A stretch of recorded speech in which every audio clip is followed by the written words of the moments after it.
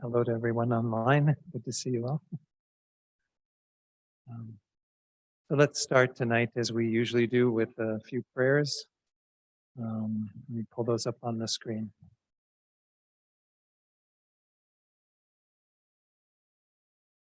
So let's again, as we did previous time, recite this praise to Shakyamuni Buddha just once rather than 3 times.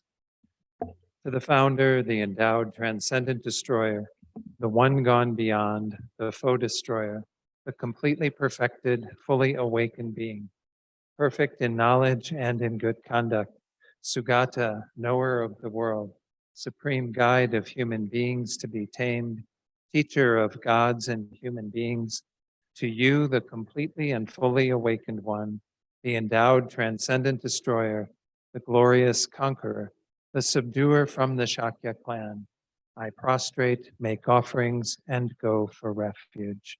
And we'll do the short mandala offering. This ground, anointed with perfume, strewn with flowers, adorned with Mount Meru, 4 continents, the sun and the moon. I imagine this as a Buddha field and offer it. May all living beings enjoy this pure land. Hidam Guru Ratna Mandala Kam Niryata Yami. And then the refuge and bodhicitta verse, once in English, twice in the Tibetan. I go for refuge until I am enlightened to the Buddha, the Dharma, and the Supreme Assembly. By the merits I create through listening to the Dharma, may I become a Buddha in order to benefit all sentient beings.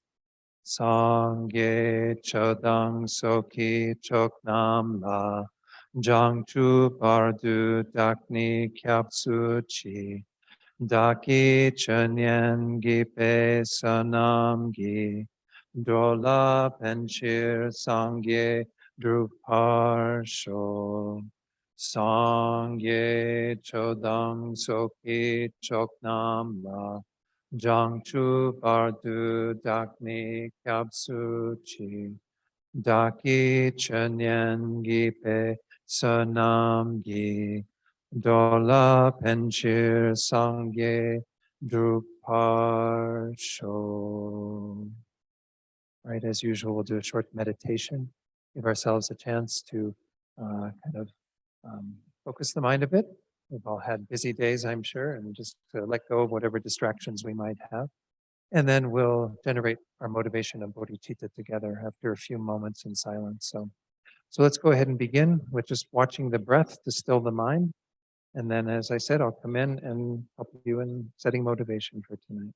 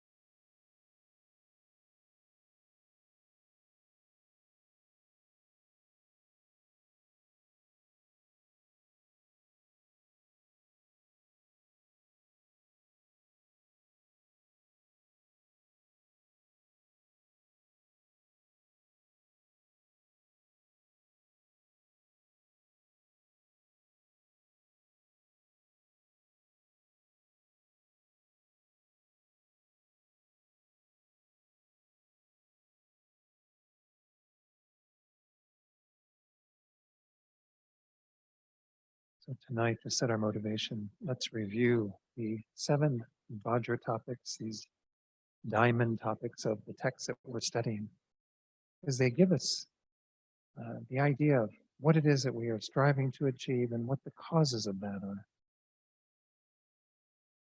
We saw last week the 3 jewels, the Buddha, Dharma, and Sangha, are seen here in this context as the resultant state that we want to achieve.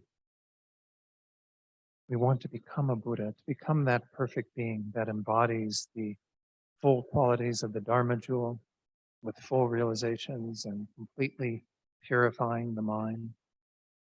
We also want to become the embodiment of the Sangha jewel for others, to be able to aid and assist them on their path. We see that we ourselves have to create the causes for that. And one of the main causes, the substantial cause, is the primary topic of this course, Buddha nature. The fact that every one of us has a mind that can develop and transform into the mind of a Buddha. And this is due to the emptiness of the mind. The mind is not inherently existent. Therefore, it can transform, it can change.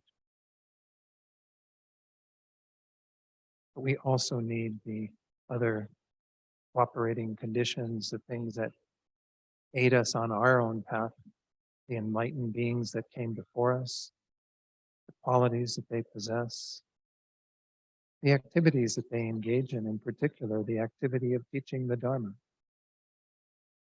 And we can acknowledge how we have that in our lives with regard to our gurus, those who are assisting us with our own learning of the Dharma, our own practice of the Buddhist path. So we have all of these causes and conditions that we can transform. We can make our impure minds, our minds that are together with stains, into the perfectly pure mind of a Buddha. We need to have that motivation. We need to generate bodhicitta, the aspiration to achieve that state, not for ourselves alone, primarily for the welfare of all beings. We see the state of suffering that they are in, the unsatisfactory existence of samsara that they are enduring and have endured since beginningless time. And we want them to be liberated from that, and moreover, to achieve their greatest potential, since they too possess Buddha nature. To generate that motivation of bodhicitta for tonight's class, the sincere desire to develop yourself fully, to completely purify your own mind, so that you can transform into this perfect Buddha jewel, be a shining light, a resource for all sentient beings, to help them on their path of awakening.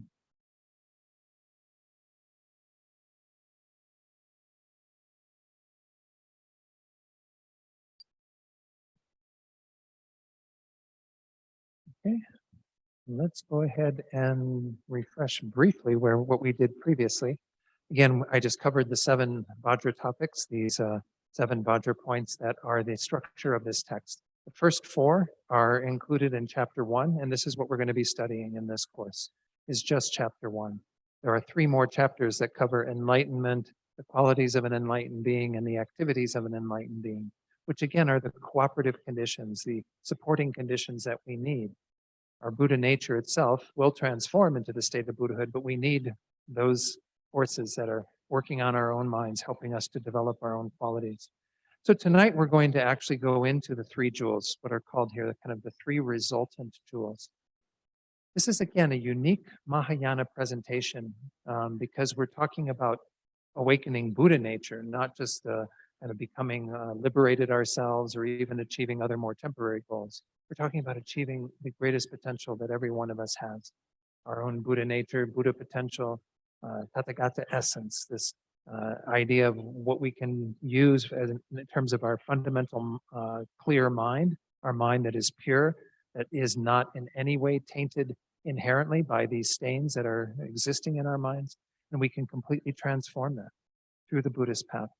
And of course, this is because of the emptiness of the mind. So let's go into some of the slides that I prepared. Well, actually, let me just check and see if there were any questions from last week. I did get a chance to answer a couple. Were there any online or in the Gompa from last week that I should address before we go forward? Were there any in the chat box?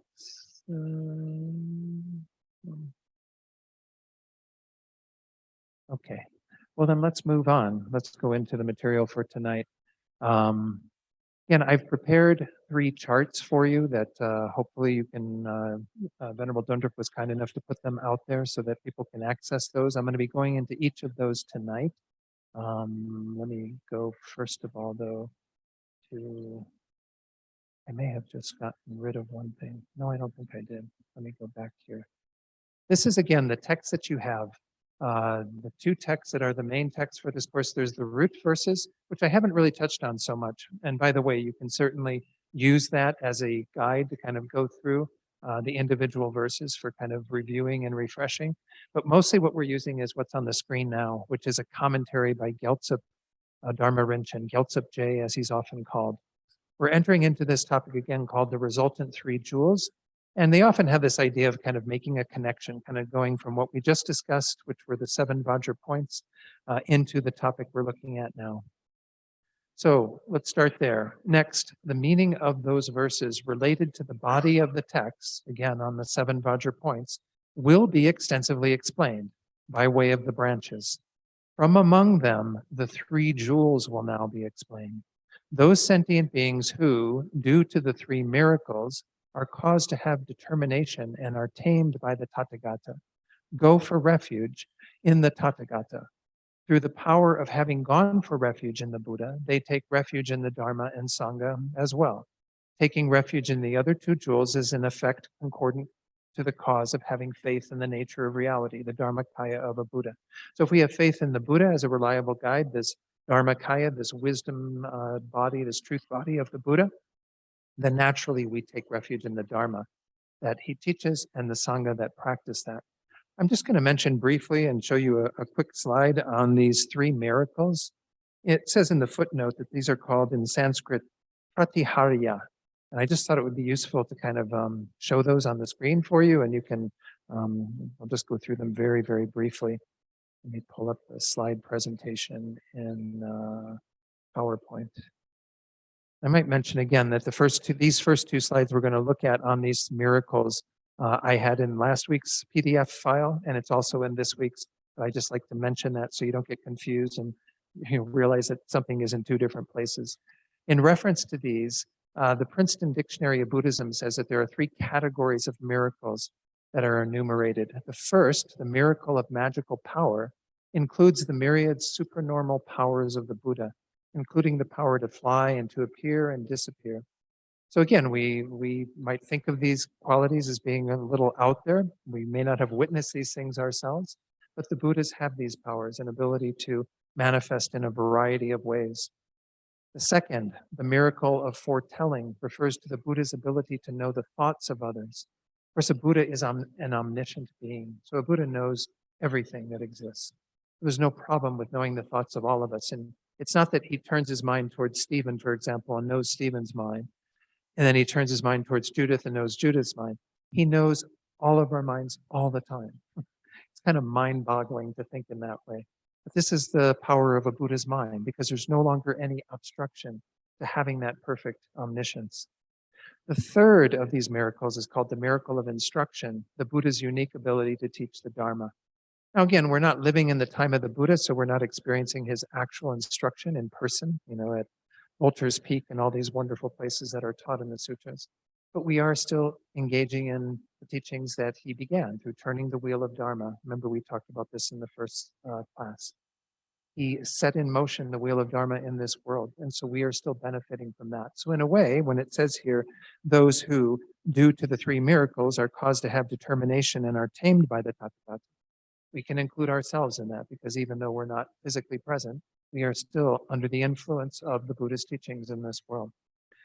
So this is essentially just this little bit as an introduction. I might mention once more one point that is going to be brought up a little bit later too, probably in next week or the following week's class.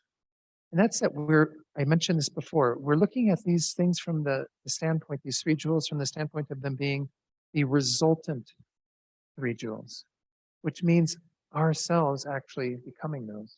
As I said in the motivation, we're thinking about, oh, I want to be the Buddha jewel, and by virtue of that, I will encompass the entirety of the Dharma jewel, and by virtue of that, I will be the perfect Sangha jewel for others.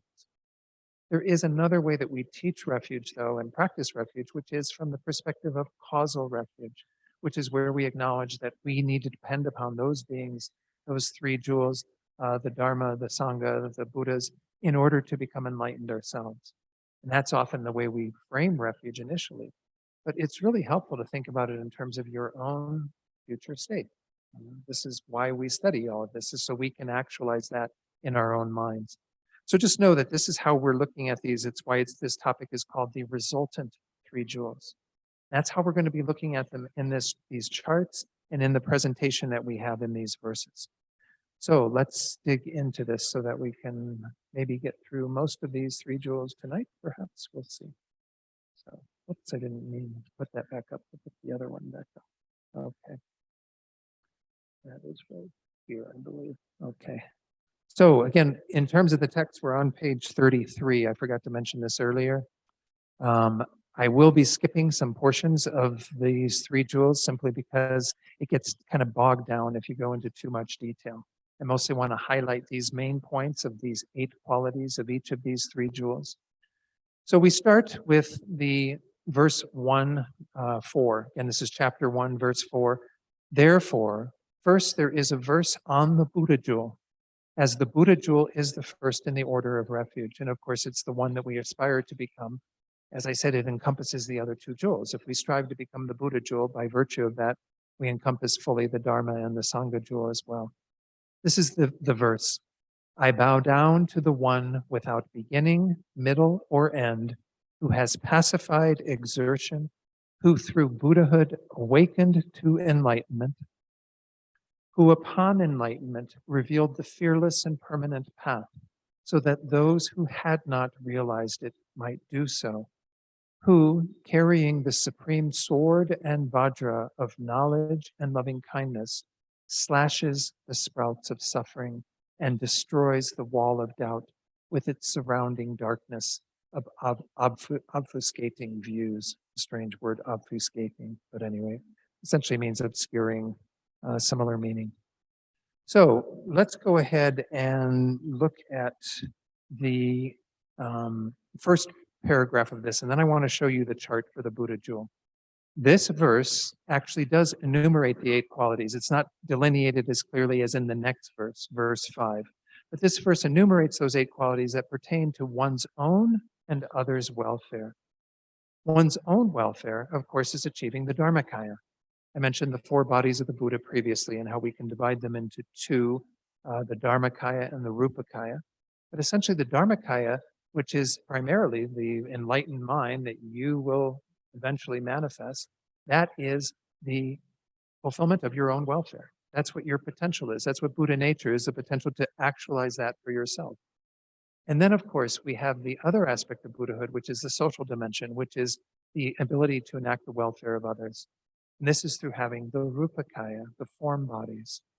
If we didn't have form bodies, the Buddhas wouldn't be able to benefit other beings. So essentially, these are, as it says there, the unconditioned and conditioned qualities. There are some of these aspects of the fully actualized Buddha state, the kayas, that are not conditioned, that are permanent. Remember, we talked about that a little bit, and we'll go into that more in just a moment.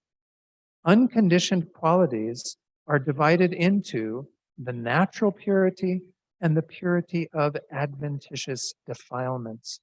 They are taught sequentially. So let me go to the chart to give you a good idea of what's going to be covered in this, because I do want to also share some things on natural purity as well as kind of the ability to attain what we would call adventitious purity, purity from everything that is kind of staining the mind adventitiously.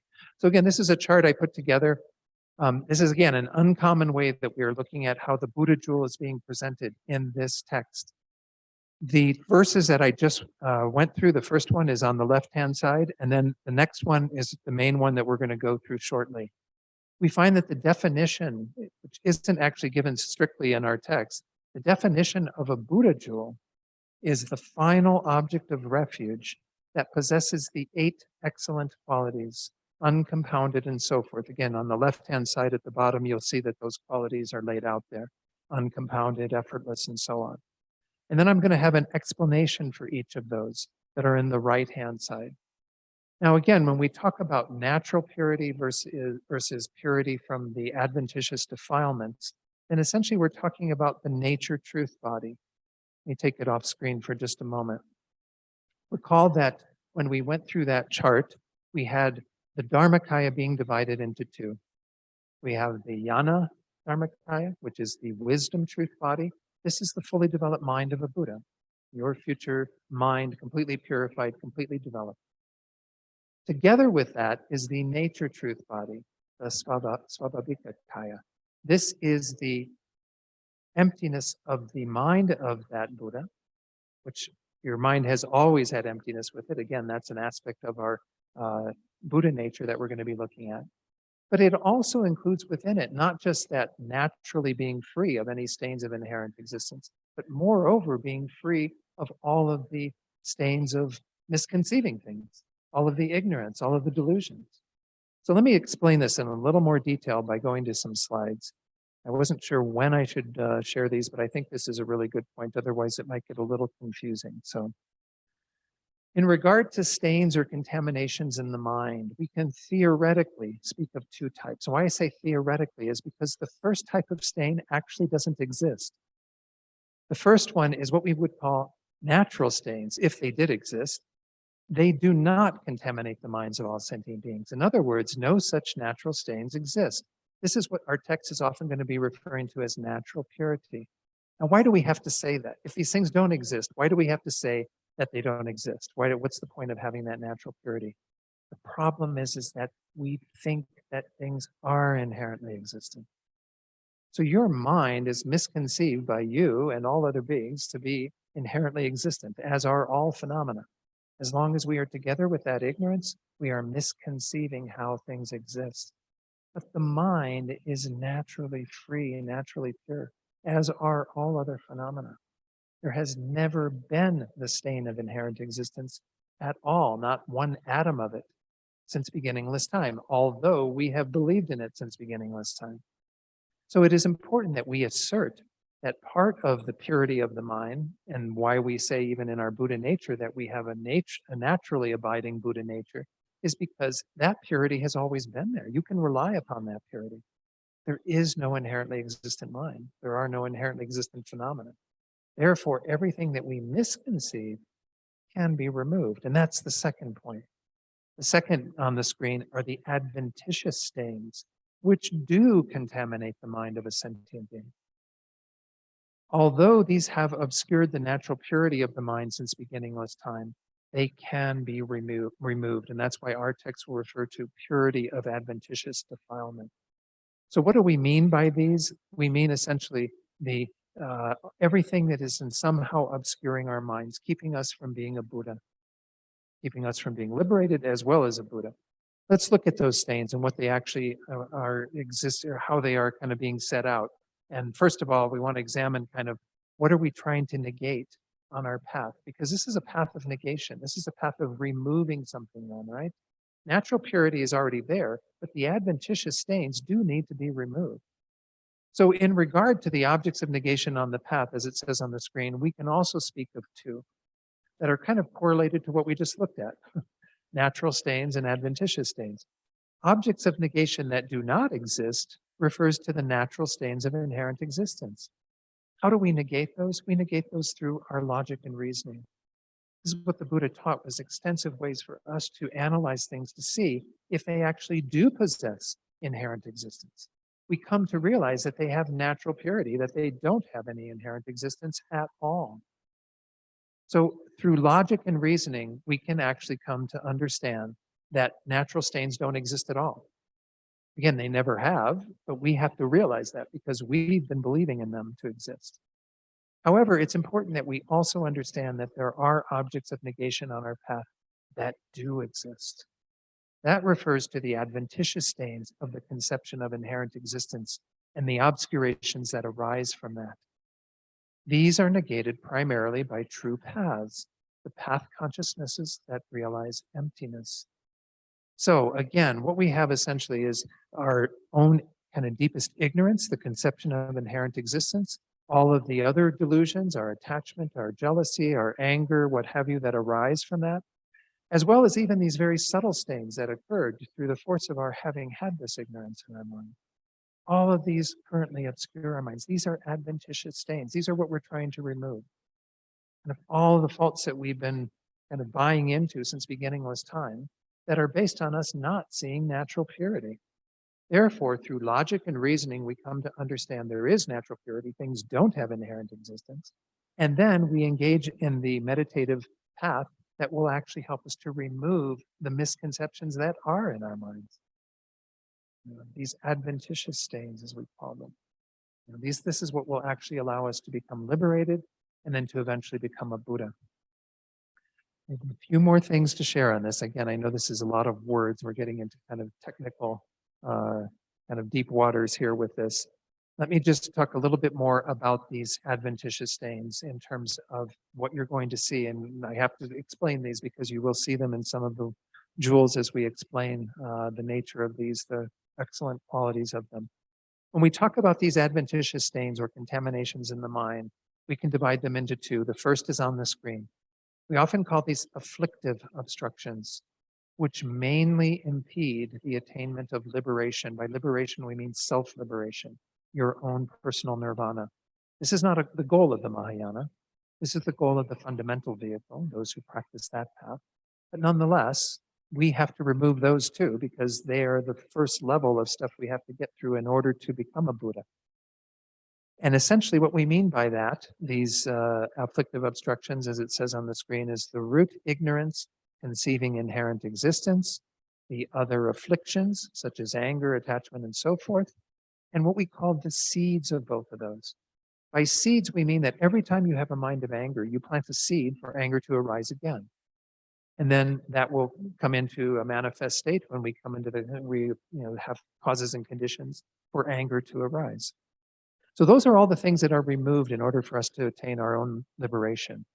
I might, while I'm on the topic, mention that those are further divided into two.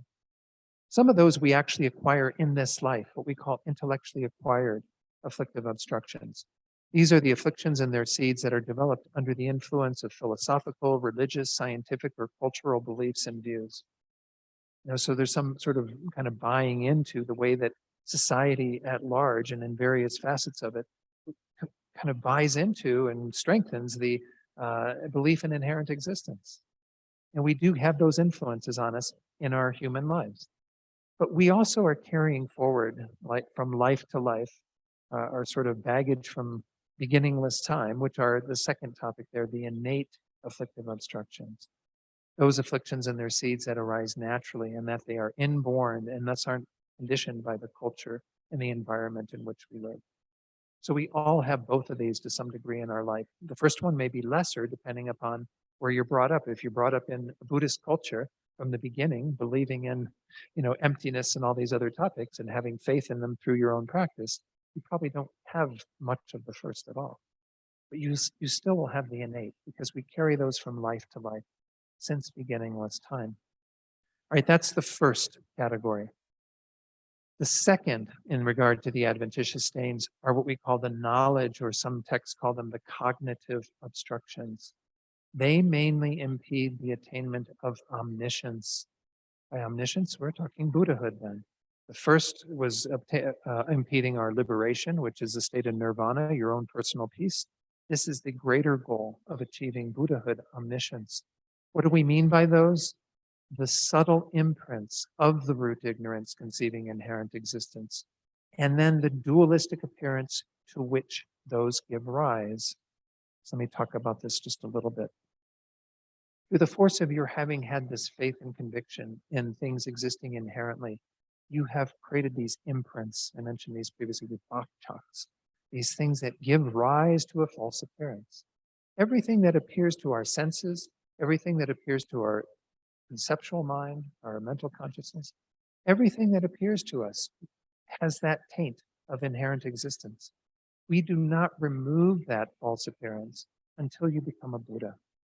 So essentially what happens is when bodhisattvas, because that's what we're primarily focused on in this text, when bodhisattvas come to realize emptiness and they go into a meditative state where they are realizing it directly, that's when they begin the process of removing these adventitious stains.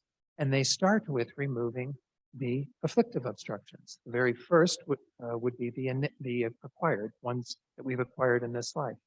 Then they remove the innate. Then they finally get to what are called the pure grounds, which are a place where you've removed all of the afflictive obstructions. But you still have to do the deeper work of removing these subtle imprints. Because when you come out of your meditative equipoise, even though you've done this very deep work and realized emptiness in a very profound way, everything still appears to be inherently existent. It still appears to have existence from its own side. You have no belief in it because why would you believe in it? You realize the opposite, that things actually lack inherent existence.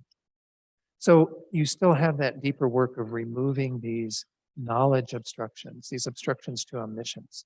Those are the final things that get removed by the bodhisattva until they cross over and become a Buddha.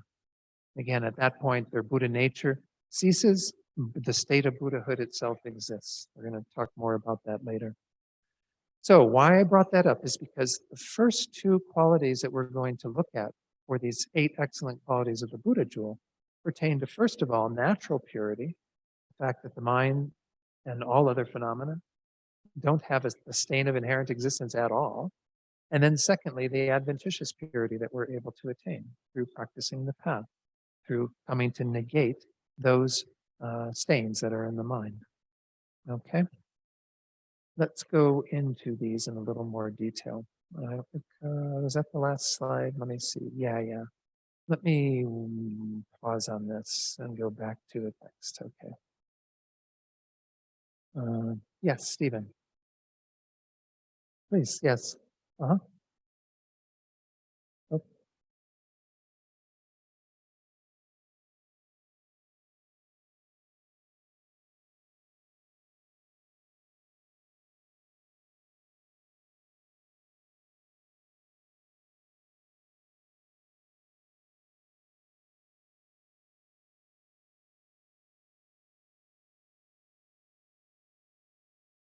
So Stephen's asking whether this dualistic appearance is referring to when you're out of meditative equipoise, and although things are appearing inherently existent, and you're thinking they're inherently existent, but you know that they're not. Well, you're actually not even thinking that they're inherently existent if you've had a direct realization of emptiness, because you don't believe in it for a second. So you have these false appearances that are rising to you. I mean, they're there all the time when we're in our non-meditative state. And we don't believe in them anymore after we've had that direct realization, but they still appear. The way that I kind of use an example, one of the main examples the Buddha used when he was talking about how things to compare them to other things that we do know from our everyday experience, are dreams. When you're in a dream state, everything that is appearing to your mind that's clouded by the dream ignorance, you think that it's real. You think it's right there with you, that you're in the room where that's happening or the space where that's happening, and you have complete conviction in it. But if you were able to lucidly dream, where you are aware that you're dreaming, it wouldn't stop the appearances of things being real, right? You'd still have like, oh, there's my mother, and there's, whatever, all these various things arising and appearing, but you'd have no conviction in them at all. So these subtle stains give rise to things appearing in this false way, and they actually are also said to then block our ability to have that omniscient mind to know both truths, to know conventional phenomena and ultimate nature of things, their emptiness, in the same moment. So essentially, this is how they are manifesting and how we are having to deal with that false appearance. For those who attain liberation, they never touch these knowledge obscurations. They only remove the afflictive obscurations, and by virtue of that, pass into a state of solitary peace, and then eventually have to enter the Mahayana path and continue the work. So then they will have that false appearance even in the state of their nirvana, because that has not been removed. Looks like Karen has her hand up in the Zoom chat. Let's go ahead and, yeah, please. Just a quick thing for context. I'm trying to I've been looking carefully at Nagarjuna's commentary on bodhicitta, and it appears to be concurrent to the sutras around this time. Is that correct? Because he takes apart very carefully, for his argument on emptiness and wisdom, the two non-classical Indian schools, and then goes on to the mind school, takes that apart. So are we dealing with the mind school now? I'm trying to just get some historical perspective on where the two fit. Right. No, and again, when we talk about the three turnings of the wheel of Dharma that we did in the first class, those were all during the life of the Buddha, those 45 years that he taught after he attained the state of enlightenment. And so the topic of Buddha nature initially was taught within the third turning of the wheel of Dharma, but we are studying it from the perspective of the middle way school, the Madhyamika school. We're not from the point of view of mind only or of Chitta Mantra. Okay. So again, in Nagarjuna's text that you all are studying with Geshe-la, that was written centuries afterwards. Nagarjuna played a key role, though, in bringing the Sanskrit, the Mahayana sutras, back into this world, especially the Prajnaparamita sutras, and reintroducing all of that. Because after the Buddha passed away, those sutras ceased to be kind of in circulation. And so essentially he is elucidating the sutras of the Buddha through his own lens of understanding, is what he's doing in that text. In our text that we're studying, we're looking at it purely from the Madhyamika, the middle way point of view. Mind only will be mentioned here and there, but we're not going to look at it from a mind only point of view. I won't be discussing Buddha nature from that point of view. Okay. What confused me was online it says the Tathagata, wait a minute. The Tathagata Garbha Sutra is dated around 200 to 250 CE, which is when Nagarjuna was alive. He died in 250 CE. So I didn't understand. Are we talking about the same thing here? Is this we dealing? Okay, go ahead. I don't absolutely know, because I'm not teaching that text and what, but again, it might be that that's when this text appeared in this world. It doesn't mean when it was taught, though. Okay. And because Nagarjuna did bring those sutras back into this world, but it's not concurrent with when the Buddha taught them, because he taught them, right, at the 5 centuries earlier or whatever. Yeah. Yeah. Okay. Thanks. Sean, please. I wonder if you can speak a little more on, because I thought if at the Hinayana Arhats, in order to attain nirvana, they would have to realize emptiness, which means that the afflictions that are caused from inherent existence would be gone in some aspect, I would think. But you're saying they're still, even in their nirvana, they're experiencing inherent existence. They're experiencing the appearance of inherent existence. So let me go back to the slides really quickly and just show you again what the Arhats would have done, the Hinayana Arhats. So when it comes to afflictive obstructions, these are removed in their entirety by someone who has attained the state of an Arhat. They do still, however, have the knowledge obstructions. They haven't touched those again because it requires the mind of bodhicitta as well as an accumulation of merit. It still is a realization of emptiness that removes those, but you need this additional force of the Mahayana path to be able to remove the knowledge obstructions. So as it says there, the dualistic appearance that is coming from these stains, these imprints of inherent existence, this root ignorance conceiving that, those are still in the mind of that being, that Arhat. So yes, they've removed the afflictive obstructions in their entirety, but they haven't even touched the cognitive or the knowledge obstructions. Okay. Is that clear? Yeah. Yeah, thanks.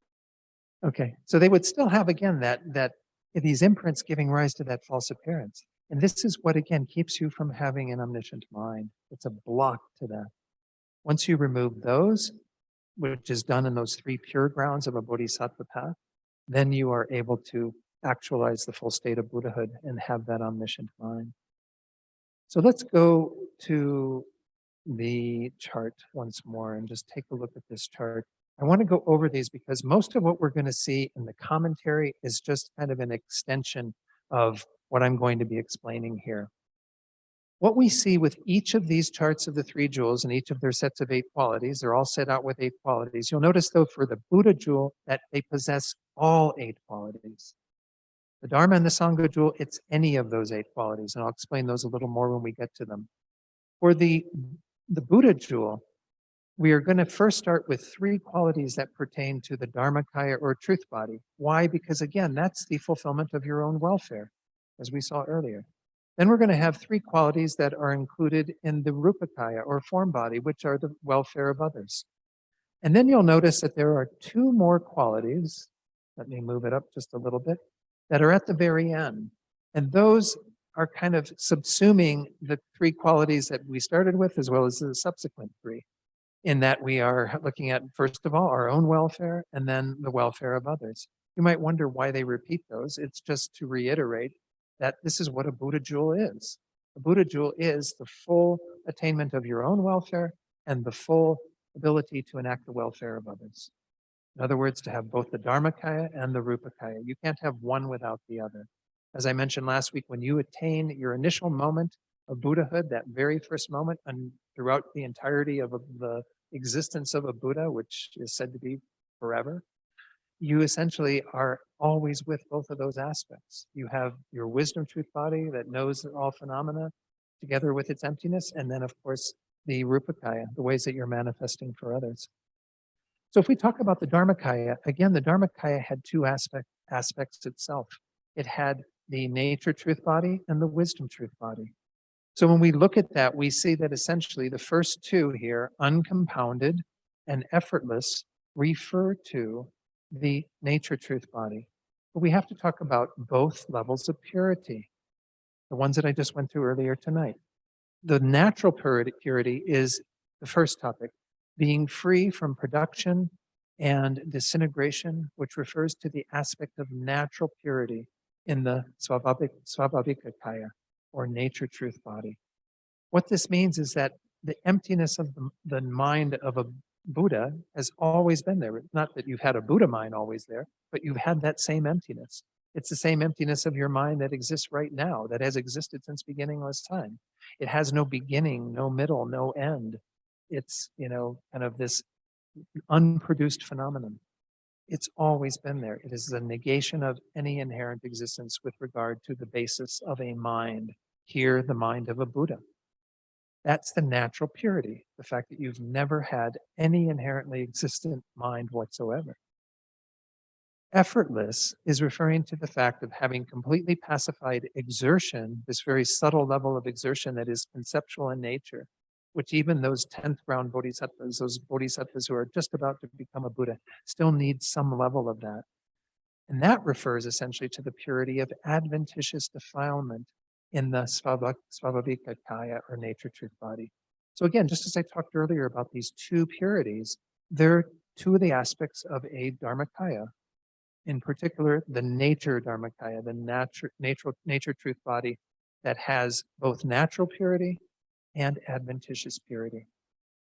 So that's kind of the unconditioned or permanent part of a Buddha's experience. It's always been there in terms of natural purity, and then once you attain complete purity of adventitious defilement, you will also have that for eternity. It's something that will never go away. You never sort of have stains again in the mind that defile the mind. The third of these is actually referring to the Buddha's actual wisdom realizing emptiness. It's described by Maitreya in the text as not realized by other conditions.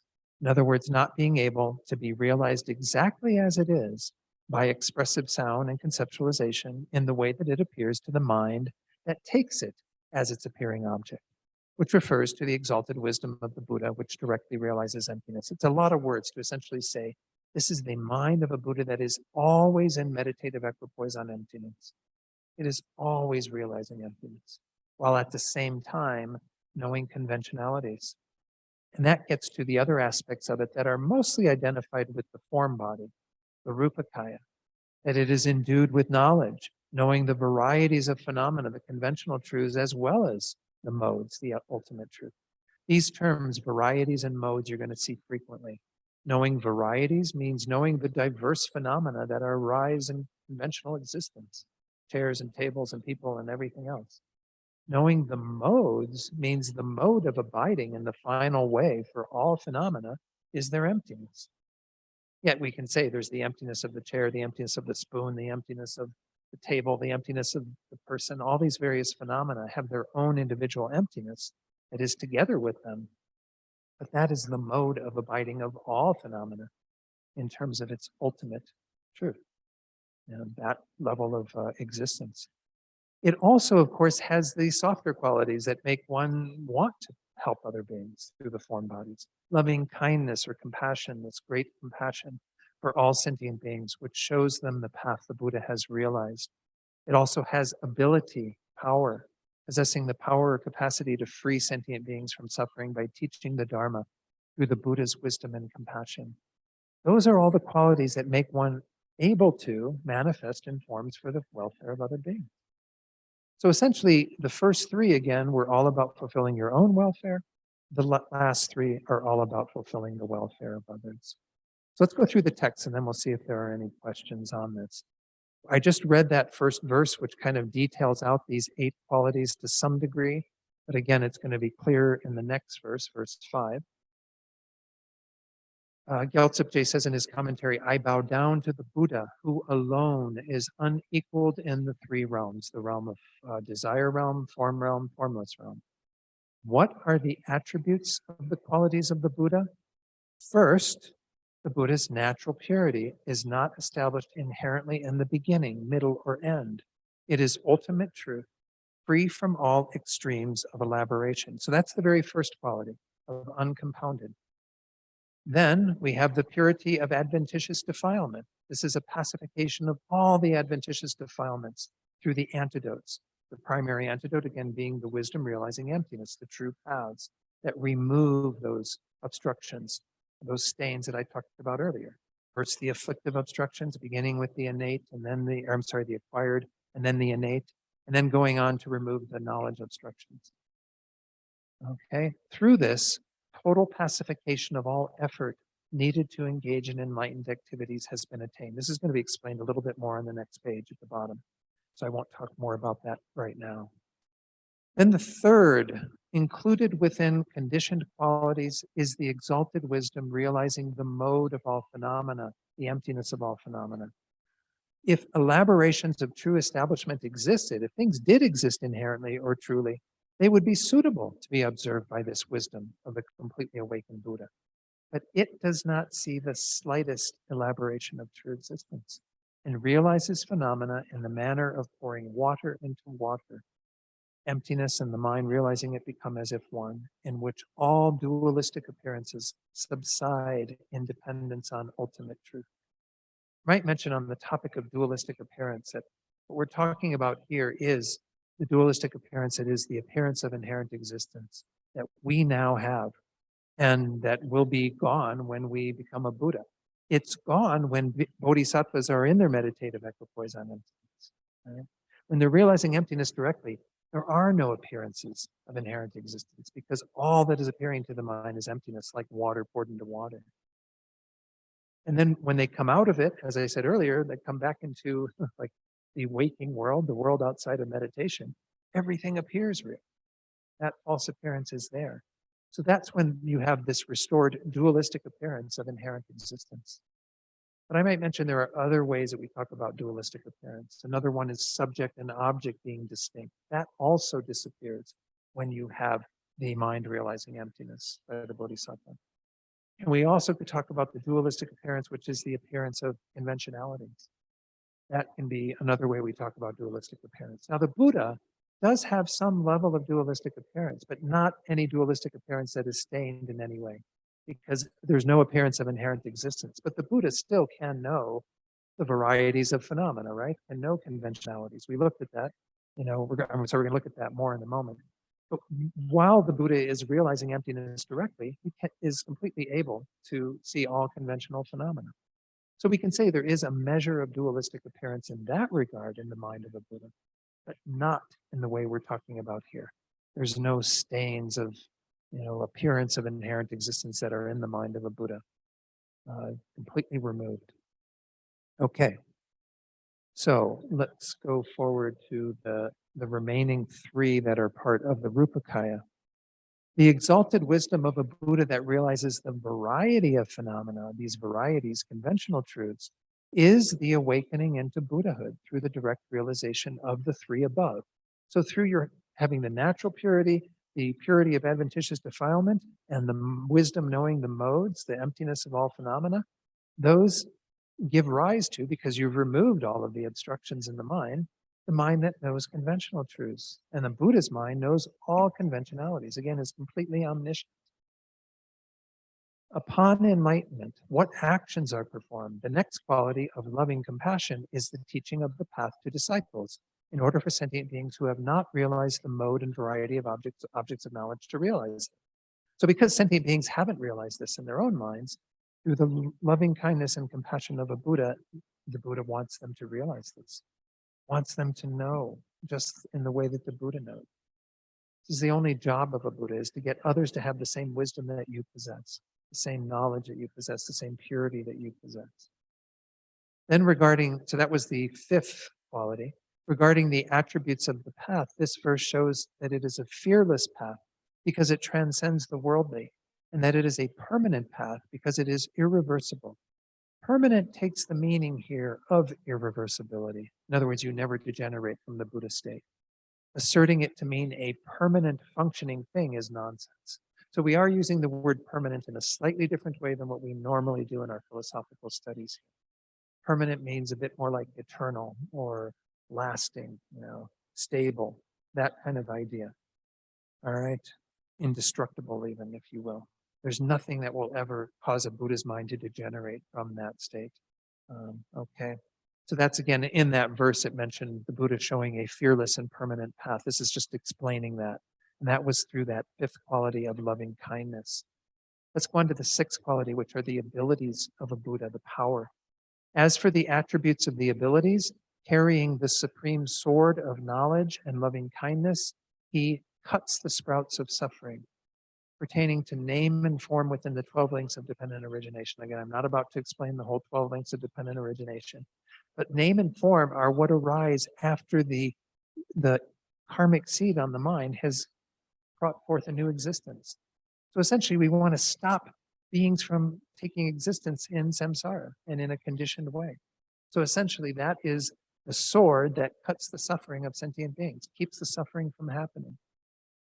And then it says, with the vajra of knowledge and loving kindness, he is endowed with the ability to destroy the wall of afflicted doubt with its surrounding darkness of obfuscated views. Afflicted doubt is only intellectually acquired, and he puts that in as a footnote. But essentially, this means that you want to have also, the Buddha also has this ability to remove the causes of suffering, which aren't just afflicted doubt, they're ignorance and anger and attachment and all the other delusions that we have. So it's kind of interesting. We have these two kind of forces that the Buddha exemplify the Buddha's ability. The sword that can cut through to keep the sprouts of suffering from arising, to keep everything, Buddha's having, or sentient beings having to experience samsaric existence and so on. But then also the vajra, this diamond-like kind of weapon that, destroys and demolishes the causes of our suffering. So we get rid of essentially the true sufferings and true paths, the first of the four truths. And of course, this is done through the other two, the true paths and true cessations, that we'll look at shortly when we get to the Dharma jewel. But a Buddha has actualized all true cessations and all true paths in their own continuum. So they no longer, again, have anything more to remove, but now they're setting others in those paths.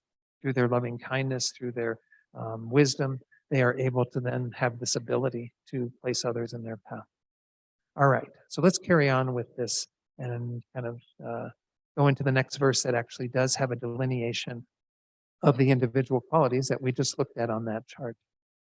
So the qualities of the Buddha jewel can be subsumed into the two, which were the seventh and the eighth, right? The Dharmakaya, the truth body, which is the fulfillment of one's own welfare, and the Rupakaya, or form body, that is there for fulfilling others' welfare. And again, the first has two, the sphere, meaning the sphere of purity and emptiness that we talk about, which is again the natural purity and the adventitious purity, and then the knowers. the mind of the Buddha that realizes emptiness. We can also include, of course, in the Dharmakaya that has compassion and all of that, but we are putting those qualities with the Rupakaya because that's what they're for. You have compassion in all these other conventional minds fully developed so that you can be a benefit to others. So regarding the first, we start off with uncompounded and then effortless. That was numbers 1 and 2 on your chart. This refers to the natural purity, I think is what it should say there, which is unconditioned ultimate truth. And the purity of adventitious defilement, that is effortless, having completely pacified exertion. Now, again, there's going to be an explanation about what that is referring to with regard to this exertion and being pacified at the bottom of this page. As for the knowers, let's go on to the next line of verse 5. Not realized by other conditions. It says there, knowers are the exalted wisdoms that realize the mode of phenomena. And what's the mode of phenomena? Their emptiness of inherent existence, which are not able to be realized by other conditions, only by oneself. We talked about this a little bit before. This is kind of a quality that we can give it words and we can talk about emptiness till the cows come home, but you're not going to really know what emptiness is until you've had that direct realization. So it's the Dharmakaya of a Buddha where that realization is fully developed. The wisdom knowing emptiness of all phenomena is something that can only be known through the mind of a Buddha and isn't really known fully by others. Knowers are exalted wisdoms that realize the mode of phenomena, which are not able to be realized by other conditions. Oh, no, I'm sorry, I said that again. Regarding the second, the Rupakaya, these are the next 3 qualities. Endued with knowledge, kindness, and ability. Let's come back and do the last line of that verse in a moment. The form body, the Rupakaya, possesses the qualities of exalted wisdom, realizing the varieties of phenomena. This is again what we saw as the 4th quality of the Buddha jewel. Love, the 5th quality, which includes compassion, all of these qualities that makes the Buddha want to benefit others. And then the abilities of love and knowledge combined that allow you to, again, get at the root of suffering and thereby end suffering in beings. Then the last line in that verse, and endowed with the 2 welfares is Buddhahood. That's the 7th and the 8th qualities, which again, subsume, respectively, the 1st through 3rd and the 4th through 6th. So these bodies, the Rupakaya and Dharmakaya, possessing the qualities of fulfilling one's own and others' welfare, are the Buddha jewel itself. It's kind of like the first 3 are a little bit of a separation of one quality, and then the other of the other quality, the next 3 of the other quality, and then the last 2 are the 2 main qualities, the ways that we would summarize all the qualities of a Buddha. A Buddha has fulfilled their own welfare, and they have fulfilled the welfare of others. Okay, so then at the very bottom, we're going to just do a little bit more on the Buddha jewel before we go on to the Dharma jewel. This root verse speaks, in brief, of Buddhahood endowed with the 8 qualities. What are these 8 qualities? They are 1, the unconditioned natural purity. Don't need to say more on that. Effortless fulfillment of others' welfare, having completely pacified exertion. This is where it explains this in a little more detail. There's a reason for explaining effortlessness in the context of the purity of the adventitious defilements. The subtle adverse condition to engaging effortlessly in fulfilling others' welfare is the subtle exertion of motivation, a conceptual mind again that forms the karma of body and speech, known as uncontaminated karma within the 12 links of dependent origination of cognitive obscurations. When that has been completely pacified, the abandonments have reached completion, and one engages in fulfilling the welfare of others spontaneously, they could even add there. So what is this meaning about this bit of this uncontaminated karma? What happens is, as you are a bodhisattva on the path, you are achieving uncontaminated karma with each direct realization of emptiness that you have on what are called initially the path of seeing, your initial direct realization into emptiness, and then what is called the path of meditation, where you subsequently realize emptiness and you shave away a portion of these stains and defilements in the mind. You know, after getting rid of the acquired afflictive obstructions on the path of seeing, you then get rid of the innate layer by layer. There's said to be 9 layers of those, and you remove them on the first Six grounds. The first ground, you're removing the acquired. After that, you remove the others. By the time you get to the eighth ground, the first of the three pure grounds, because there are a total of 10 grounds on this path, you have attained a complete freedom from the afflictive obscurations. You no longer have them in your mind. And you then go on to remove the knowledge obscurations, these subtle imprints that give rise to that dualistic appearance. All right? So when you've removed that finally, then there's nothing there that impedes the ability to spontaneously enact the welfare of others, because this is a sort of fault that you have up until that point. It's, again, because you haven't done that full work. Once you have done that full work, there's no longer any need for any conceptual effort to be made. The mind of a Buddha is no longer conceptual. This is an important point. Right now we depend upon our conceptuality for everything, right? To know what to do, to digest the Buddha's teachings, whatever. A Buddha arrives at their place of complete enlightenment, that mind, and they no longer have a conceptual mind at all. Buddha doesn't need to think, what should I do today? Oh, I guess I should help this being and that being. The Buddha is spontaneously doing that. So this kind of little bit of effort that needs to be made, which of course is greater in our state right now, and it becomes lesser and lesser as you move up through the Bodhisattva path, through these 10 grounds. At the level of the 10th ground Bodhisattva, there's not much required at all, but there still is a conceptual mind that needs to think, I need to benefit others, I need to emanate in ways to help them, and so on. Once you become a Buddha, that effort's on. It's effortless. It's spontaneous. Can't even imagine what this is like, right? But it's inspiring to hear it. This is how we actually are able to help others, is through these qualities, through having that natural purity, but then, of course, having the adventitious purity that has removed that fault of having to have exertion, have effort. All right? Let's go on to look at the explanation here. There's not really too much more in this section.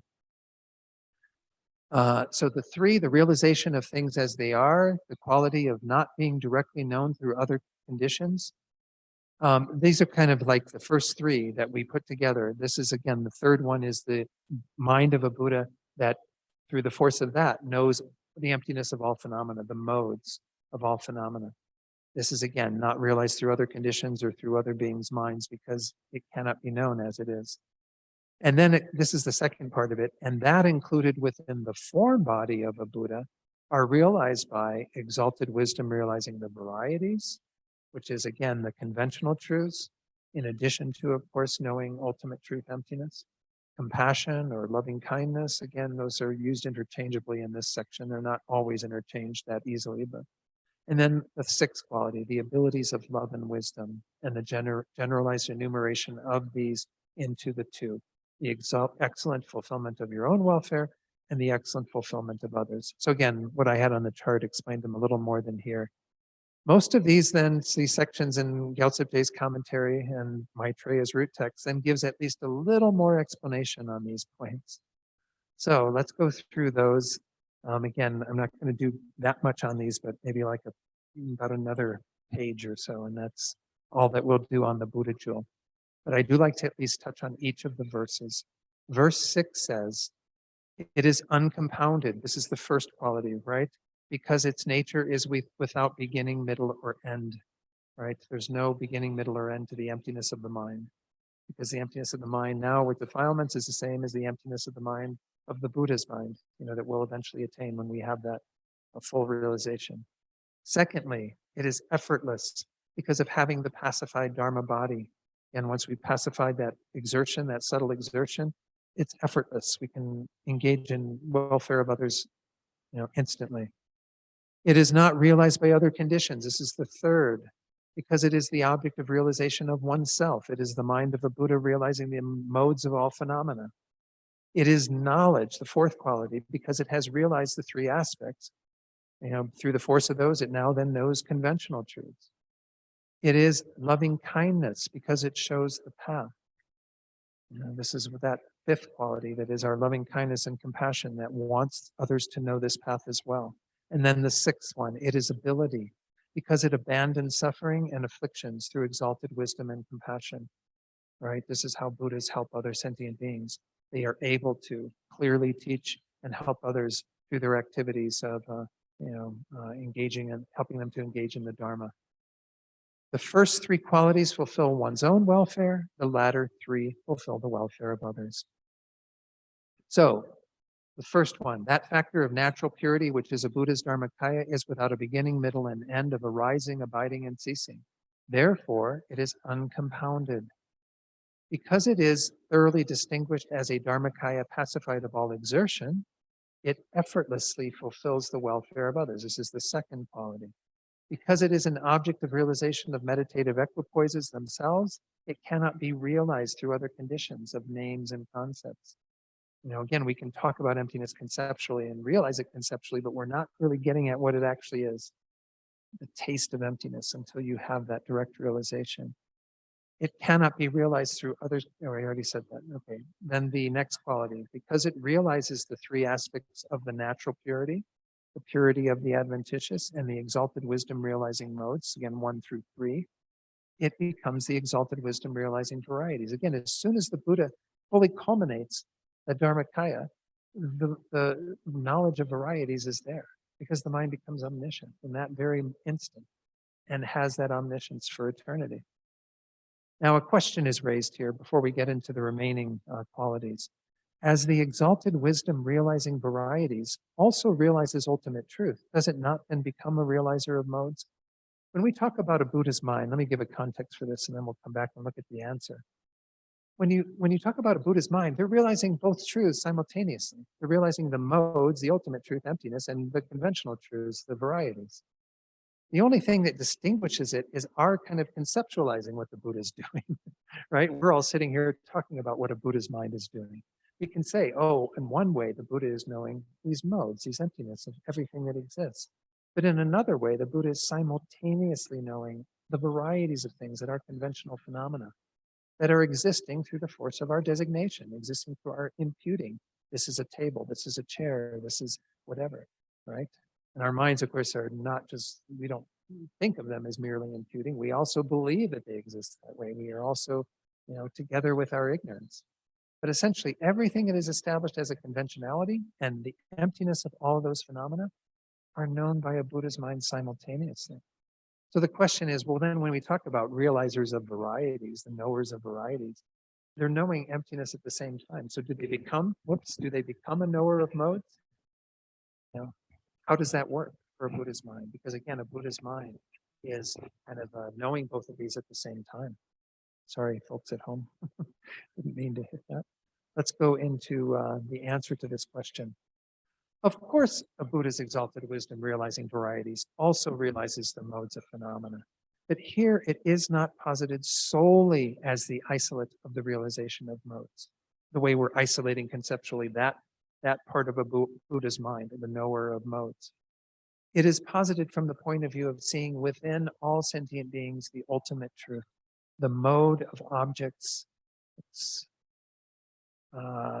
of knowledge. Of course, the true cessations within the continuum of a Buddha are also ultimate truths. However, as the exalted wisdom is taught, qualified by a realization of the varieties of objects of knowledge, it is known as a knower of varieties. So if this is just saying, yes, this is true. We could say that they're knowing both of them at the same time. But we're talking about kind of conceptually isolating out the knower of varieties from the knower of modes. Okay. Now, going on to the remaining qualities. As the Buddha jewel teaches the path of realization of those inconceivable objects to beings who do not realize them, it is endowed with loving kindness. And that's the fifth quality, or compassion. Through exalted wisdom, the excellent ability and compassion, it causes other beings to abandon their resultant sufferings and afflictions. That's the abilities, the sixth quality. The first three qualities show the excellent fulfillment of one's own welfare. The latter three show the excellent fulfillment of others' welfare. That's the Buddha jewel. Let me go on to the Dharma jewel. Let's see how far we can get with that tonight. I'm skipping forward to page 44 in the text. Sorry if it's making you dizzy at home or even here in the Gampa, where we see the introduction of the next topic, the Dharma jewel. We again have a little bit of a link from what we talked about previously, because remember we did have that paragraph last week about from the Buddha jewel arises the Dharma jewel. And we have to clarify what that means here. It says here, the Dharma jewel arises from the Buddha jewel. This is meant from the perspective of final attainments, wherein the final Dharma jewel of the cessations and paths arises upon attaining the Buddha jewel. Once you have the Buddha jewel, then you immediately have the Dharma jewel fully actualized in your mind, because you have that last cessation that has occurred when you enter into the Buddha ground, and you have that last true path that caused that to occur. This does not, however, indicate a sequence of time. From the perspective of the present, the Buddha has turned the wheel of Dharma, which has resulted in paths and cessations arising in disciples. Both are taught in this context. In a sense, this is what we're talking about as resultant versus causal, right? When you achieve the resultant state of the three jewels, they happen kind of, well, simultaneously. You can say the full realization of the Dharma jewel happens at the moment when you become a Buddha. You have prior to that the Dharma jewel because you, of course, have been already achieving realizations of emptiness and so on. But nonetheless, the full actualization of it occurs at that moment. However, when you become a Buddha, you begin teaching the Dharma to others, and then those beings go about achieving realizations through taking you as their causal refuge. So essentially, we do see that things arise in a different sequential manner when we talk about our own development through the causes as to how we actually achieve the Buddha jewel, because we need to have the Dharma jewel actualized in our own minds before we can go on to attain the Buddha jewel. But nonetheless, the fully qualified Dharma jewel arises from the Buddha jewel having been actualized. All right? Okay, not a big deal, but I just wanted to point that out. Now we go into the verses, and let me, before I go into the verses, go through the chart for the Dharma jewel. I think it's useful to do this. I don't know. I mean, these qualities, again, they're explained in the commentary, but it's easier if I go through them this way. We're going to just about to look at this verse that's in the italics on the left-hand side. That's verse 9. It's the homage that we're making to the Dharma jewel. And then in verse 10 are the qualities, similar to what we saw with the Buddha jewel, right, on that chart. How is this defined? How do we define the Dharma jewel? A truth of the completely pure class in an Arya's continuum that possesses any of the 8 excellent qualities, inconceivable and so forth. So again, you can say that the Dharma jewel exists before you attain the Buddha jewel, but it nonetheless is not fully qualified until you attain the Buddha jewel. But we do still talk about any Arya here being, Bodhisattva Aryas who are possessing any of these 8 inconceivable or qualities such as inconceivable and so on. Let's look at these qualities. Just as we saw with the Dharma jewel, we notice that there are 3 that are included in one category, 3 in another category, and then the last 2 are those 2 categories in essence. What do we mean by a Dharma jewel? A Dharma jewel is one of 2 things, either a true cessation or a true path. A true path is a wisdom consciousness realizing emptiness. It induces a true cessation. Again, a permanent, it's lasting, stable removal of a layer of the obstructions. So when we talk about a true cessation, it is a permanent phenomenon, an unchanging phenomenon, because it is induced through the force of this path, but then it is a negation, an absence of a portion of the obstructions for some duration, or for the duration of time, for the entirety of eternity, once those have been removed through the force of a true path. So let's look at the 3 qualities of true cessations. 1, they're inconceivable, not being able to be conceived exactly as they are by the mind of the logicians regarding the 4 possibilities. I'm not going to explain that at this moment because it's a little complex, but I do have some slides that will help you elaborate on that. We can also say that there are some other qualities that are kind of topics that are related to that inconceivability. Secondly, it's free from the 2 without either contaminated karma or afflictions. Now, again, we can't say it's completely free because the being isn't completely free, but the cessation itself is free of any contamination of contaminated karma or afflictions. Thirdly, it's non-conceptual. Again, these realizations of emptiness that occur and the cessations that occur from them are without any conceptualization, without any improper attention, meaning no ignorance perceiving emptiness or latching on to emptiness. So essentially, when we talk about these true cessations, they are states of freedom. They are states where we have actually had a separation from attachment and all the other delusions. They are a cessation of some portion, again, of the afflictive and knowledge obstructions, and eventually the complete removal of those. These will become clear when we look at the commentary. But then let's look at the three qualities included in true paths. First, there's the purity, which is due to the entity of the path not being mixed with obscuration. When you have that wisdom consciousness, it too is free from any obscuration in the moment. Again, you haven't removed it all from the mind of the Buddha, but you don't have any obscuration in that path consciousness, that awareness. Next, the fifth quality, clear, meaning that it knows modes and varieties. Of course, again, until you attain full Buddhahood, you don't have that in its entirety, knowing the modes of all phenomena and the varieties of all phenomena. Then sixth, and of an antidotal class, meaning that that path consciousness acts as an antidote to the discordant class, which refers to some portion, again, of the two obstructions, either afflictive or knowledge obstructions. So what we're talking about here then is the separation from the delusions, which is the true cessation, and then that which induces the separation, which causes the separation. So that's what the last two are. Number 7, that which is separation from attachment, and that by which there is separation from attachment. Attachment is used here as a kind of general term. It can refer to attachment to the self, attachment to, grosser phenomena, but it's basically all the delusions and all of the obscurations. And again, any portion of them would be what you would have as you develop these true cessations and true paths in your mind. And it says there, the Dharma is endowed with the characteristics of the two truths of cessation and path. It's not the two truths of ultimate truth and conventional truth, as we often talk about the two truths. It's referring to true cessations and true paths. These are the vehicle, the means by which you remove the first two of the Four Noble Truths, as we saw in the previous slide, Buddha jewel.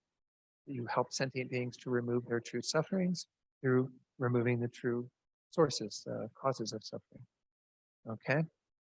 So true cessations, which are free from attachment, that subsumes the first three, and then true paths, which act to separate from attachment, that subsumes 4 through 6. So let's go into the verse itself. Verse 9, again, is an homage to the Dharma jewel. I bow down to the sun of excellent Dharma. Now, he uses this analogy of a sun, but it says here, there is no fault of explaining the sun purely in the context of true paths, which is actually how it should be explained. What qualities does it have? These are included in both true paths and true cessation.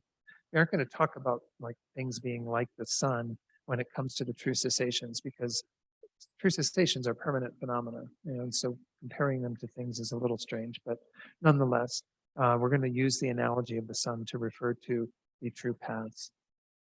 The next 2 lines of this verse, it is inexplicable as not non-existent, not existent, not existent and non-existent, not other than existent and non-existent, is devoid of description, is known by oneself alone as an Arya, and is pacification. Okay, so what are we talking about here? This is where I do have to introduce this whole idea of kind of the free from this 4 possibilities. And this gets into, again, a technique for realizing emptiness is to come to understand that things cannot be kind of seen in to exist in any of these 4 ways in terms of inherent existence. What I'm sharing with you on the screen here in these slides is a bit from the book in this new series that His Holiness and Venerable Children have been doing.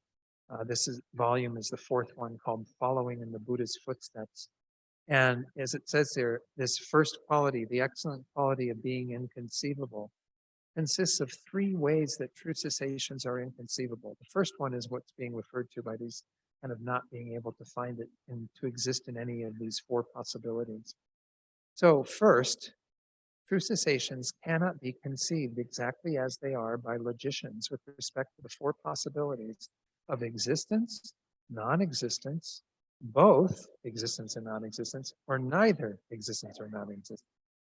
Logicians are those who use reasonings that create mistaken conceptual superimpositions regarding the way things exist.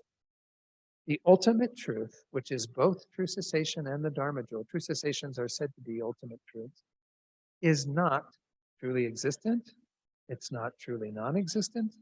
It's not truly both existent and non-existent, and not truly neither existent nor non-existent. That's a lot of knots and noise, right? And nons. So what essentially it means is you cannot find it to exist in any of these ways that might be propounded by certain logicians or whatever. But in the end, we cannot find truly existent, inherently existent true cessations. Those two lack any inherent existence. In that way, they are inconceivable. That's all I'm going to say on it, because it gets more complicated if we get deeper into that. A second way that we can refer to true cessations being inconceivable is that they cannot be adequately known by relying on others' assertions, must be known experientially by oneself. A bit like what we saw with the Buddha, Joel, right? You can't really know the mind of a Buddha knowing emptiness. We can't know the mind of any Arya knowing emptiness, because we can only know emptiness conceptually. That's a non-conceptual mind. For us to know it, we have to know it ourselves, experientially. Third, as ultimate truths, true cessations are not realized by a dualistic mind. They are known only by pristine wisdom that is free from duality. Again, because true cessations can be realized by the mind realizing emptiness, that mode, they are an ultimate truth themselves.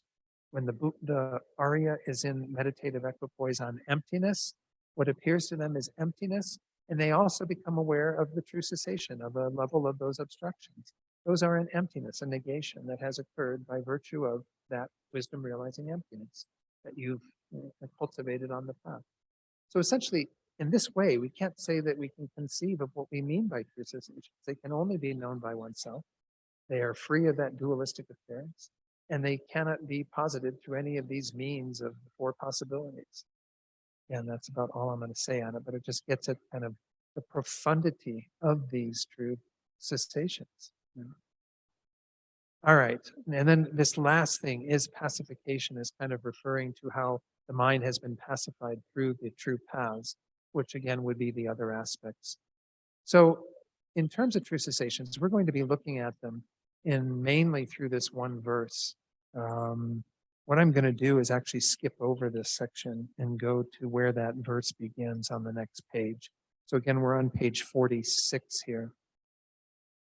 We see that this is going to be under 2A2. Why can't I get this down there? We have purity, clarity, and antidote, which again is the last three of those qualities. With undefiled radiant light rays of stainless exalted wisdom, the Dharma subdues attachment, anger, and obscuration with regard to all objects.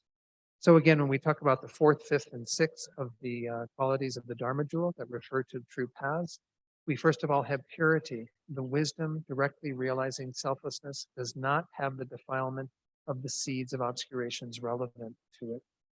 So again, it is pure, it is free of that level of defilement that has been removed. Clarity, it possesses the illumination of the light of exalted wisdom, directly realizing suchness. The exalted wisdom of subsequent attainment, qualified by non-conceptual exalted wisdom of meditative equipoise, should also be known as a true path. So again, when the bodhisattva comes out of that wisdom realizing emptiness, that meditative state, the bodhisattva is imbued with that knowledge, and therefore is kind of carrying forward the true path in terms of understanding how things actually exist. There's no longer the direct realization of emptiness present. But this is kind of the illuminating quality. The first one was the pure quality. This is the clarity that is kind of there at that time of knowing things as they actually exist. Then finally, the antidote, the sixth. Homage is paid to the excellent Dharma that destroys the attachment, exaggerating the attractiveness of all objects of observation, such as form and so forth, and by entity in that which sees things as pleasant, the anger that sees things as unpleasant and has the aspect of being opposed to them, and destroys the defective vision of confusion. So again, what we're talking about here with the third element of true paths, which is the sixth quality, is that it's antidotal. When we cultivate that true path, it is kind of able to remove the ignorance and everything built on that ignorance. So we're going to see this come up shortly, but essentially these are three aspects of this analogy of the sun. Again, the sun is being used to refer to that true paths are like the sun. How are they like the sun? First of all, they are sort of clear in that the sun is kind of unobscured. There's nothing that is kind of keeping that sunlight from coming forward in that unobstructed way. It is also of the nature of purity. That was purity. I'm sorry, and then clarity. The sun has the quality of being able to. Let me find the page that I have this on. Just as the sun illuminates all phenomena, illuminates everything in our world, so the mind of the true path illuminates the true nature of things, the wisdom of emptiness together with an understanding of how things exist conventionally when the bodhisattva comes out of that into their non-meditative state.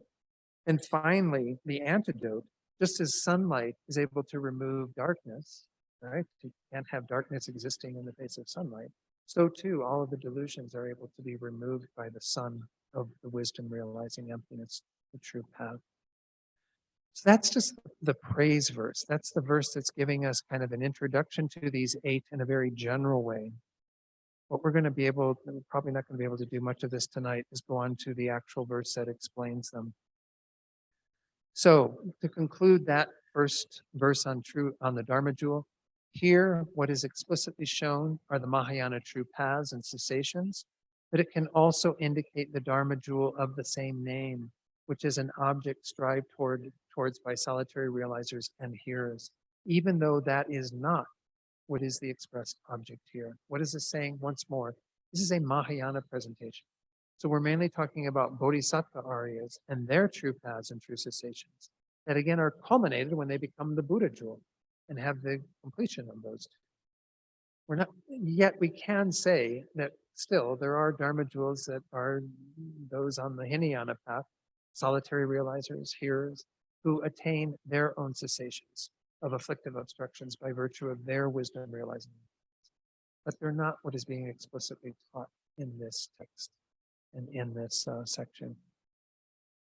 What is taught by this verse is the contents of verse 10, which again, let's just go through the verse in a very brief way. And then, actually, I think we're just about done with Dharma jewel. Let me see if I can finish it in terms of this. Oh, no, we do have a bit more. I'm sorry. We have a couple more verses. I turned the page to get to the commentary and I forgot that I'd done that. Let's just at least look at this verse. Inconceivable. This again is what's on your chart as well. That's the first one. Free from the two, meaning karma and contaminated karma and afflictions. That's the second quality. Non-conceptual. That's the third quality. The fourth is pure. The fifth is clear. The sixth is of an antidotal class. That which is separation from attachment, that's the seventh. And that which by which there is separation from attachment, that's the eighth. The Dharma is endowed with the characteristics of the two truths of cessation and path. So let's look at this paragraph, and then when we get together next week, we'll go into more detail on these. True cessations, once more, are inconceivable as any of the four extremes that we talked about, those four possibilities, being truly existent, truly non-existent, and so on. They are free from the two, karma and affliction, meaning, again, contaminated karma and afflictions, because in the face of that true cessation, none of those exist.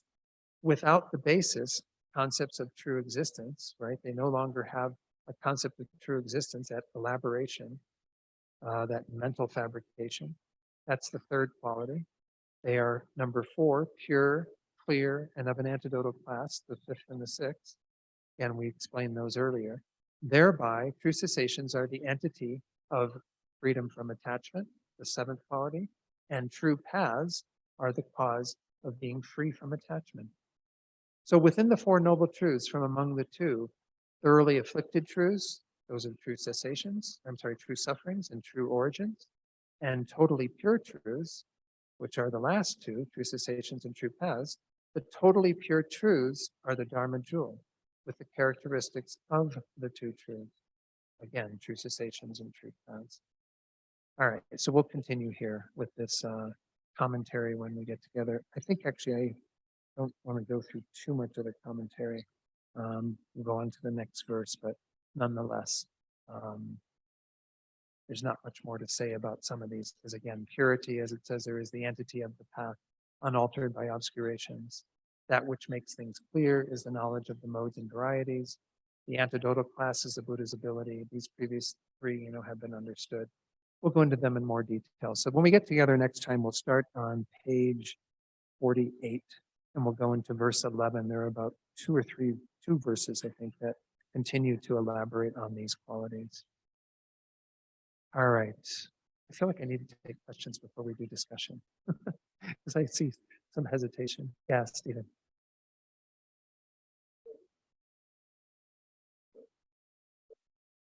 Uh-huh. Mm-hmm.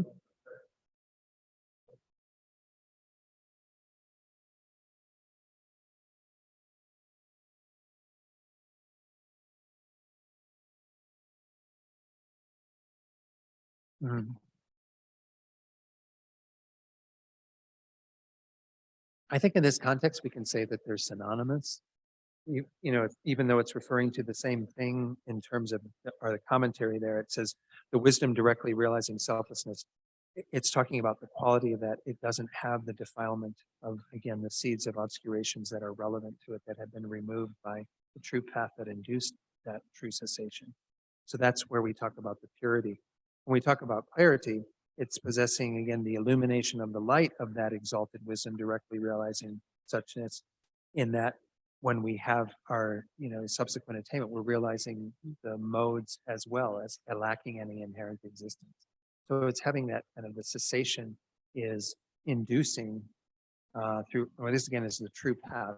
Through the true path having been generated and the cessation having occurred, we then come out of it into subsequent attainment, which is a time outside of meditative equipoise, and are able to know that everything that exists in terms of conventionalities, varieties, lack inherent existence. So we don't know the two truths in the way that a Buddhist mind knows them, but nonetheless, we have a clear delineation of conventionalities lacking inherent existence and inherent existence being together with the conventional natures, the two truths in that context being together.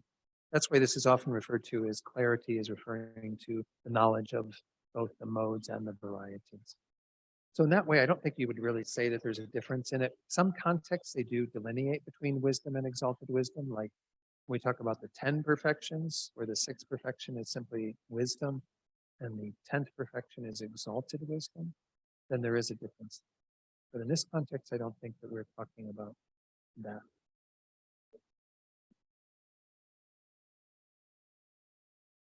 Absolutely. There is, when you become an Arya being by virtue of possessing a true path, and by virtue of the true path, you gain a true cessation. Let me talk for just a moment. When you enter into meditative equipoise, the very first part of it is called an uninterrupted path, which is where the antidote to that particular level of the obscurations is generated. That is the true path. The very next moment is what's called the liberated path, or the path of release. And that's when the true cessation has occurred. They often compare these to the idea of, like, if you had a thief in the house, you kind of put them out of the house, and then you have to close the door in the next moment. Putting them out of the house is what the true path does. Closing the door is the true cessation. You won't have an open door with the thief on. You always have the two following. You have setting the thief outside the house and closing the door. You have the wisdom realizing emptiness that induces a true path, or that is a true path, and then you have the true cessation that is induced by it. Whereas the closing of the door, so that there's a cessation of those obscurations, they never occur again. Okay. Any questions from the folks on Zoom? Okay, we've got about 25 minutes to 9. Let's take about 20 minutes again to do some discussion. Might not be able to answer many questions, but for discussion, if you want to do what we did, was suggested at the end of last week. Jane suggested that people work with the question from last week because some of them found it hard to digest the 7 vajra points in the class. You're welcome to do that. And you might start there just to review those briefly to make sure you're clear about them. If you want to begin to take a look at the Dharma jewel, or the Buddha jewel, you certainly can. I wouldn't discuss the Dharma jewel too much because we haven't really completed it. Next week, I'll finish the Dharma jewel and go on to the Sangha jewel. Let's see. Let me put on screen the questions from last week. It's not really that complicated. Again, it's just to have, let's see if I can get that thing to disappear on my screen.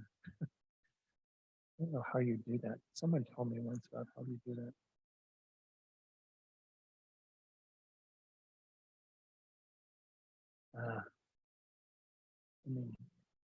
Where's the form? Is it going to come up over there? No. Anyway, the question was essentially, what, let me pull off some of these off, and then I think I'll get it over there. I'm going to have to remove charts that hopefully we won't need. That's the 7 vajra point. I think I just got rid of it.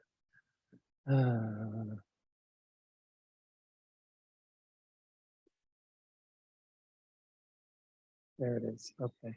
The two questions are, with regard to the 7 vajra points of the Sublime Continuum, what are the individual topics and how are they presented in terms of conventional and ultimate? And that's all on that chart. What are the relationships among them? Again, just kind of discuss them and don't necessarily just read from the chart. Just talk about them in your own words so you gain an appreciation or your own understanding of them. And then if you want to discuss the Buddha jewel, might not have time for that tonight, identify and explain those 8 excellent qualities that we went through this evening, as they're set out in verse 1.5. Again, highlighting any relationships among them. All right. Please break out into groups. I don't know if that can that be done while I'm sharing my screen? I don't know. No. Okay. All right. Thanks, Shayla, for doing that. Yeah. All right, everyone here in the Gompa, just take a little stretch and then please meet. We're going to resume around 5 minutes too, just to do a little closing and see if there are any questions. Okay. Go ahead and wrap up the discussion and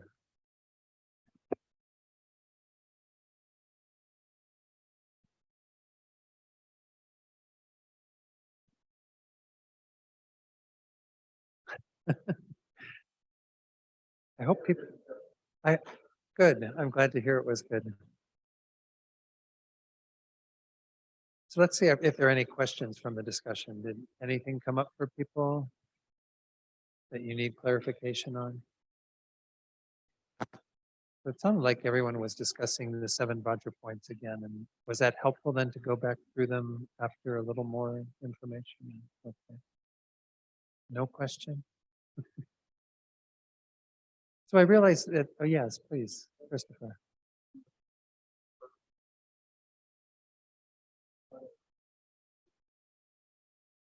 Mm-hmm.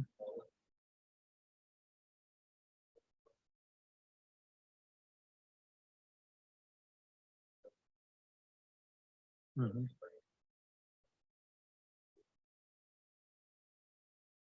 Oh, adventitious period. It's not included. Okay, so Christopher's question was when we look at the first quality of the Buddha jewel, uncompounded, it's referring to the natural purity and saying that that's free from production and disintegration.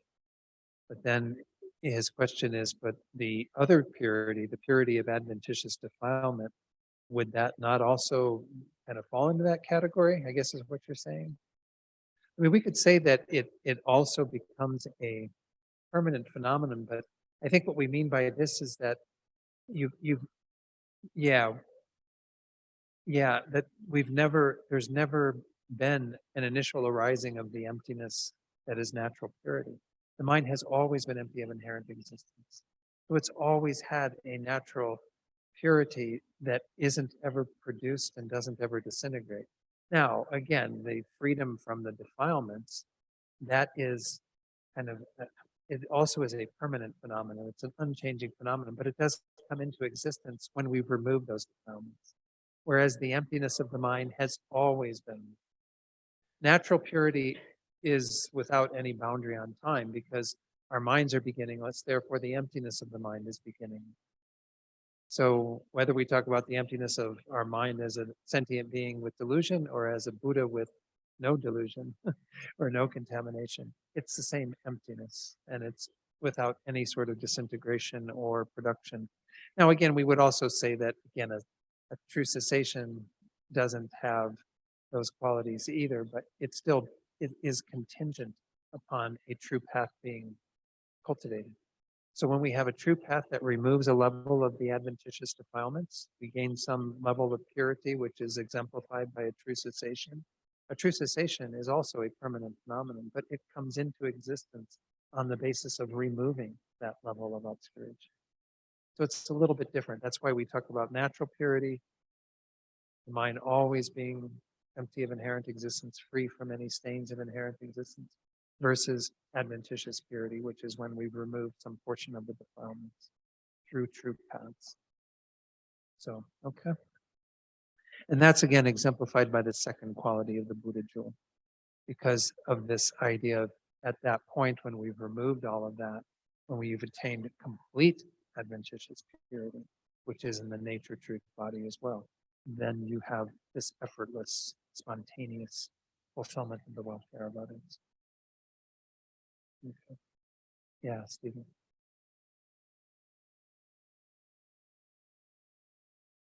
Uh-huh.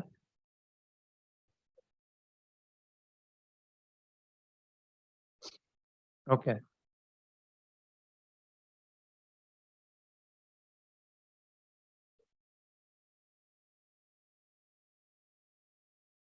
All right. Yeah, I mean, Stephen's question is when we use on the 7 Vajra points chart, when we look at these two columns, ultimate versus conventional, what are we talking about there? Because we're not talking about ultimate truth and conventional truth, because not everything in the ultimate column is emptiness or an emptiness or an ultimate truth. True cessations, as we talked about tonight, is an ultimate truth, but some of these others are not. What we mean is kind of what is the the object of refuge in its deepest level, kind of like what can we find as like the one that we rely upon at the deepest level versus what we have to rely upon in a more temporal level. Conventional here means more temporal in terms of the form bodies are appearing to us. The form bodies are not sort of a constant throughout all of that because different form bodies appear. We talked about His Holiness, for example, perhaps being a form body, a rupakaya, an emanation body in this world. Well, that appears and abides and then disappears. The wisdom truth body that is underneath there, or the truth body in general, the Dharmakaya, is kind of a constant throughout there. That is what we're really relying upon at a deeper level as the Buddha jewel. Whereas we need to relate to that Buddha jewel in the Rupakaya. So any of these could be explained in a similar way, where we look at kind of what is the bottom line and what are we're really relying upon versus what do we have to rely upon in the moment, in our conditioned existence, in order to experience that in our life. So when it comes to Buddha nature, the topic that we'll be getting to eventually, hopefully in a few classes, then the emptiness of sentient beings' minds, that's what we're really relying upon, is that natural purity that is always there. Whereas we can attain the adventitious purity through developing our minds and the other qualities that all come into play and what have you. We need to do that. Both of them need to be relied upon, but in different ways. The bottom line, that's the best way I can tell. I don't want to talk about final because that gets to be a little strange. But the bottom line, what are we relying upon at the deepest versus what do we have to rely upon in a conventional way given our conventional existence, it's conditioned and what have you. Did you have a question answer? Yes. Yeah.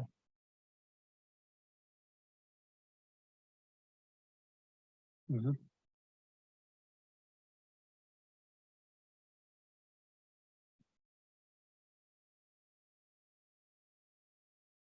Mm-hmm.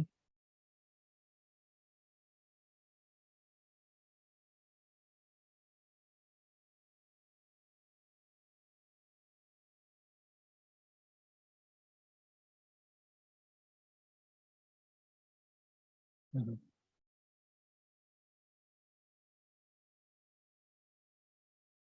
Mm. Um, could you give me an example from one of the things, just so I'm clear about what your question is? I'm sorry. You need the chart of the Vajra? Why?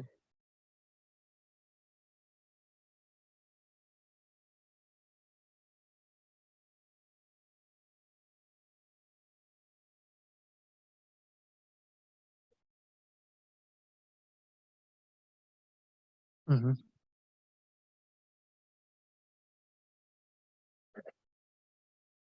Mm-hmm.